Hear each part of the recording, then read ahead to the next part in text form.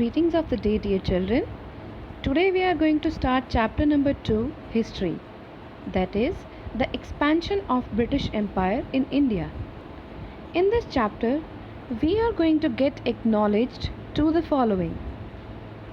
First, mercantilism, its spread and trade wars.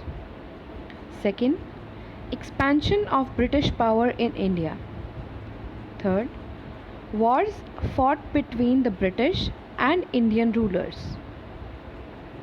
Fourth, reasons behind the success of the British. And lastly, we are going to talk about the reforms brought about in the civil service, army, and judicial administration by Lord Cornwallis. Our very first topic of the chapter is mercantilism. Let's observe the given picture to understand mercantilism.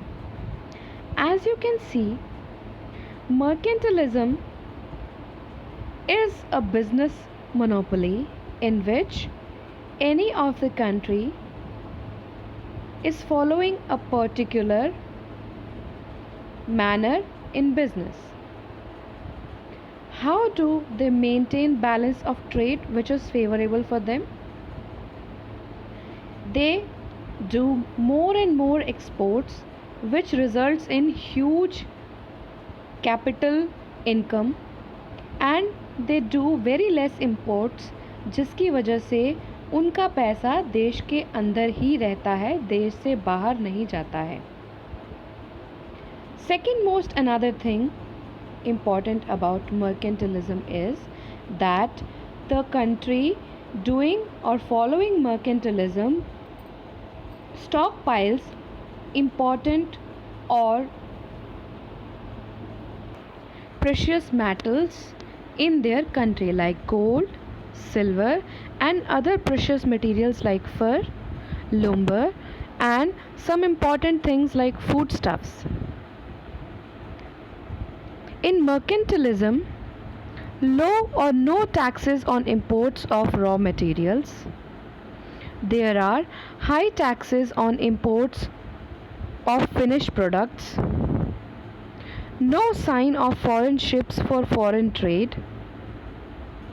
No taxes on imports of finished goods.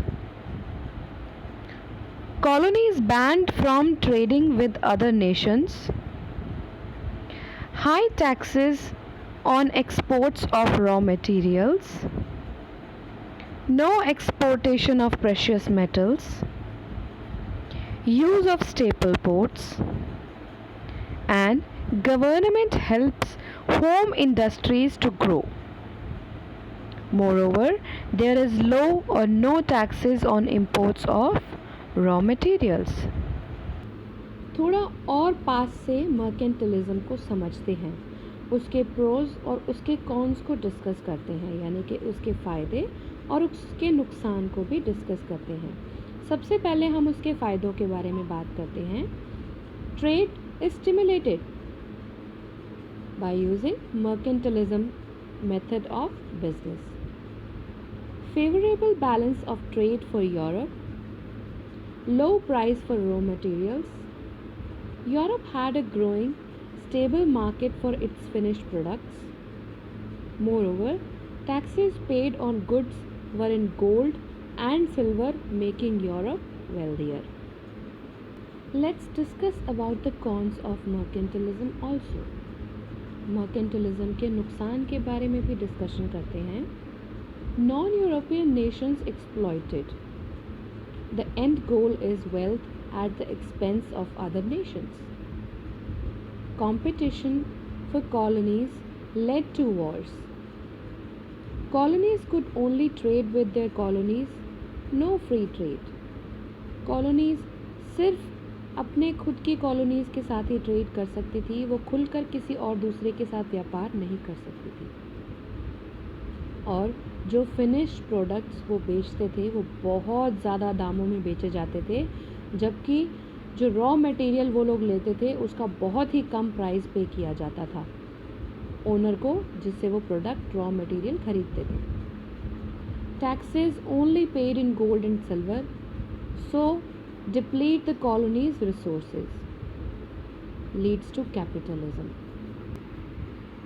The fall of Constantinople and Asia to the Turkish Ottoman Empire blocked the overland trade routes from Europe to the Indian subcontinent in particular.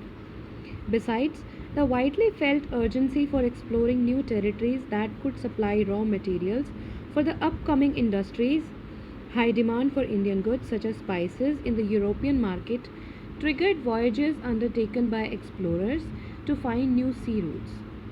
Once the Europeans reached Asia and Africa by sea, they realized the importance of controlling native markets for obtaining cheap raw material.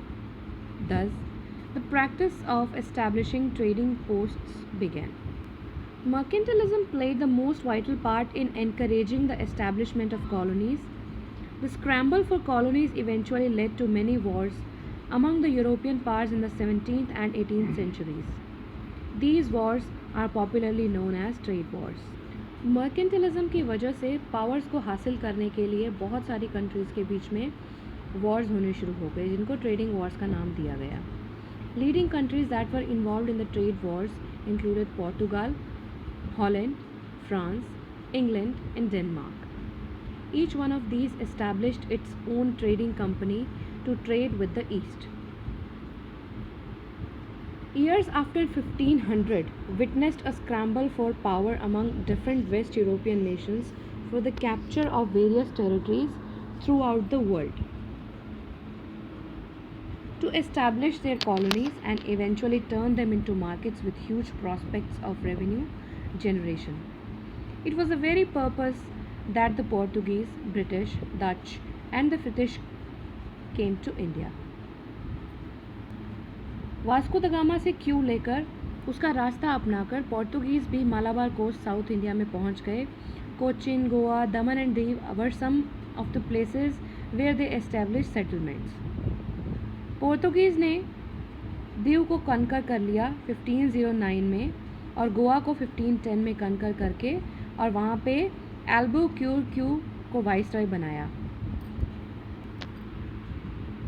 Shortly afterwards, they captured Calicut, besides establishing control over Hooghly and Chittagong in the east. उनके पास superior armed ships थी, navigational skills उनके अच्छे थे, उनके soldiers भी बहुत ज़्यादा discipline थे और उनके पास एडमिनिस्ट्रेटर्स तो हाई क्लास थे. इसी वजह से पोर्तुगीज़ जो हैं वो इंडिया में अपना बिजनेस होल्ड बनाने में बहुत ज़्यादा सक्सेसफुल रहे. Subsequently, however, most of their Indian possessions were taken over by the Dutch and the British. वो लोग जो हॉलैंड या नीदरलैंड से होते हैं वो डच कहलाते हैं. Trading centres of the Dutch were set up at Surat, Ahmedabad, Broach, Nagapattinam and Masulipattnam. But their real interest lay in trade with the Indonesian islands. They were engaged in a profitable spice trade with the countries of the Far East. They were defeated by the British who took control of their Indian possessions by the middle of the 18th century. Talking about French, in India the early French settlements included Pondicherry, Chandernagore, Mahe and Karaikal. In 1668 the first French factory was established at Surat. 1668 में पहली French factory establish हुई थी वो भी सूरत में. In the middle of the 18th century, when Dupleix was appointed governor, his ambition of establishing a French empire in India brought him in direct conflict with the British. Dupleix को जब governor appoint किया गया तो उसने French empire को India में बढ़ाने के चक्कर में ब्रिटिशर्स के साथ डायरेक्ट कॉन्फ्लिक्ट ले लिया. इसकी वजह से एंग्लो फ्रेंच वॉर्स की शुरुआत हो गई. अब बात करते हैं ब्रिटिशर्स की. The English East India Company was granted monopoly of trade with the East by Queen Elizabeth. Subsequently, during the reign of the Stuart King James I in England, Sir Thomas Roe undertook a trip to India as his envoy and obtained from the Mughal Emperor Jahangir the right to trade and establish factories at Surat, Ahmedabad and Broach. और इसी के चलते 1639 में fort Saint George Madras में बनाया गया. मद्रास को आज प्रेजेंट टाइम में चेन्नई के नाम से जाना जाता है. उसके बाद बहुत सारी सीरीज़ हुई, बहुत सारे इवेंट्स हुए जिनकी वजह से ब्रिटिशर्स ने धीरे धीरे इंडिया के ऊपर कब्ज़ा करने में, अपना हक जताने में और एस्टैब्लिश करने में खुद को बहुत सारे तरीक़ों को अपनाया, पर उनको फ्रेंच लोगों की तरफ से बहुत ही स्टिफ रेजिस्टेंस फेस करना पड़ा। Talking about Carnatic Wars, in the 18th century, 3 wars were fought between the French and the British for control over the coastal strip of present-day Tamil Nadu, at that time known as Carnatic. In wars को Carnatic Wars के नाम से जाना गया क्योंकि उस समय में तमिलनाडु का नाम कार्नेटिक था। The Carnatic region was under the possession of Nizam of Hyderabad. और ये कार्नेटिक वॉर 1744 से 1763 के बीच में लड़े गए। सबसे पहला कार्नेटिक वॉर जो है वो फ्रेंच ने ब्रिटिशर्स के साथ लड़ाई की जब गवर्नर डुप्लिएक्स फ्रेंच के गवर्नर थे।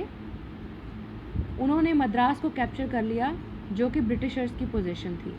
However Madras was restored to the British as part of the peace settlement in Europe following the Austrian War of Succession. फिर दूसरा कार्नेटिक वॉर हुआ।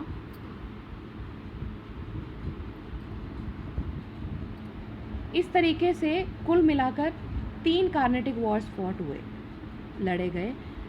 आप इन पिक्चर्स में देख सकते हैं, कुछ सीन्स हैं, कुछ ग्लिम्पसेस हैं कार्नेटिक वॉर्स की।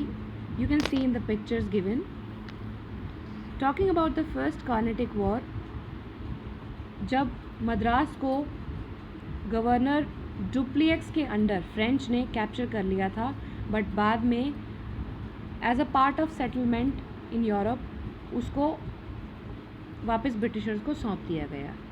Then talking about second Carnatic war, though a state of war did not exist in Europe, the proxy war continued in India. On one side was Nasir Jung, the Nizam, and his protege Muhammad Ali, supported by the English, and on the other was Chanda Sahib and Muzaffar Jung, supported by the French. इस तरीके से directly French और Britishers war नहीं लड़ रहे थे, उन लोगों ने इंडियंस को अपने साथ इन्वॉल्व किया।